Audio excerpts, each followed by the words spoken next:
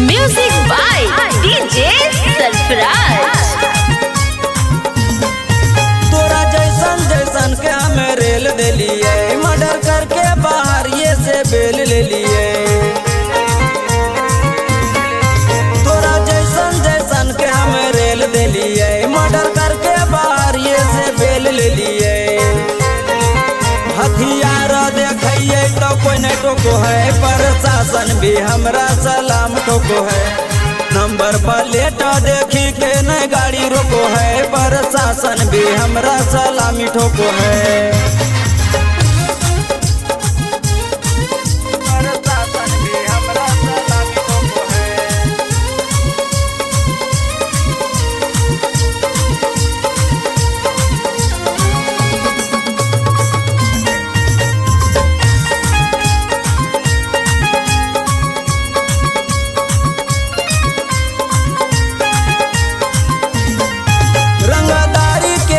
अभी एज हक, विधायक वकील तक इमेज हक।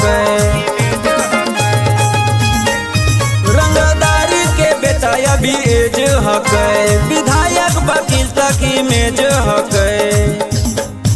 कब सरवा के सोझाने सियार भूको है, प्रशासन भी हमरा सलामी ठोको है। कब सरवा के सोझाने सियार भूको है, प्रशासन भी हमरा सलामी ठोको है।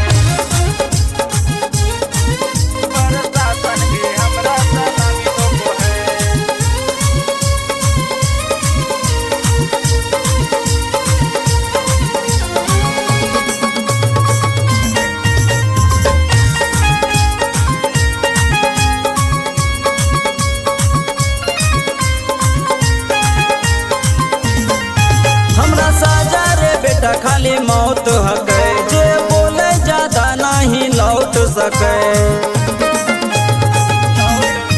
हमरा साजा रे बेटा खाली मौत हके, जे बोले ज्यादा नहीं लौट सके।